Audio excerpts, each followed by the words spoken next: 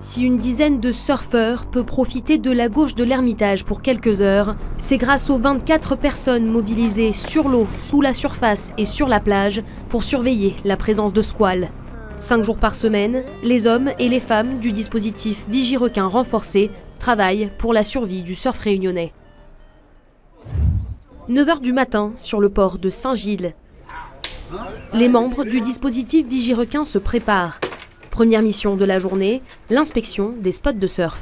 À bord de bateaux semi-rigides, oui, non, mais on y va tous les deux si tu veux. 2 équipes se répartissent les 4 spots de la commune de Saint-Paul. Nous, on va faire un petit boucan, les aigrettes. Et Raj, il aura, je pense, déjà eu assez de temps pour faire les brisants.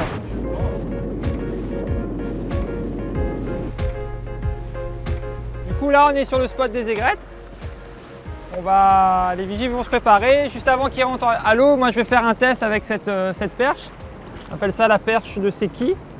Donc le procédé est simple, c'est qu'on l'immerge dans l'eau, la caméra filme ce qui se passe sous l'eau. Et moi directement j'ai un retour sur des lunettes. Je reste une dizaine, quinzaine de secondes à regarder ce qui se passe sous l'eau tout en tournant la caméra. Ok les gars, c'est quand vous voulez. À travers ses lunettes, Norbert ne constate aucun danger. Le binôme de plongeurs peut se mettre à l'eau et évaluer de plus près la visibilité. C'est plus sombre, hein, il y a moins de visi. Désolé. Ok.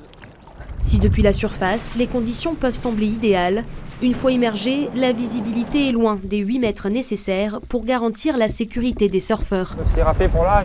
Et même chose du côté de Thiboucan. On subit les aléas du temps, voilà, tu vois là t'as une mer calme, mais regarde, pourtant il n'y a pas la visibilité. L'équipe rentre au port, mais la journée n'est pas encore tombée à l'eau. La deuxième équipe d'inspection aurait repéré des conditions favorables plus au sud. Alors que le spot où sera déployé le dispositif n'est pas encore déterminé, 11 h hein, la semaine. Là on sort du fer de Seki, on est là-bas dans une petite heure. les adeptes de la glisse s'impatientent. On commence à voir les textos, les appels, les surfeurs qui sont dans la vigie là. Ils savent qu'aujourd'hui il y aura peut-être du bon surf, du coup ils sont à l'affût de l'information. De retour sur la terre ferme, la décision est prise. Le dispositif sera déployé sur la passe de l'Ermitage. Il faut maintenant en informer les premiers concernés. Tous les matins, quand on revient donc de l'inspection des spots, j'envoie un message sur le Facebook des Vigie-Requins renforcés pour prévenir les gens que le déploiement s'effectuera sur tel spot. Pour aujourd'hui, on n'a qu'un seul spot qui est opérationnel, c'est l'Ermitage, en ayant toujours ces 8 mètres de visibilité horizontale pour tenir un spot. Les 2 tentes du dispositif sont installées face à la passe du lagon de l'Ermitage.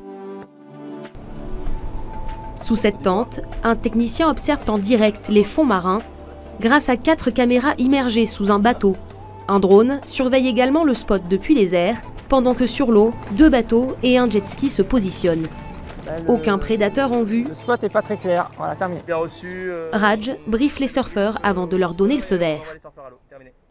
Ok les gars, vous allez dans le dispositif Vigie-Requin, donc si vous entendez des cris, signal sonore, on vous demande de sortir de l'eau, vous sortez de l'eau directement en passant sur le corail. Allez les gars, bon surf.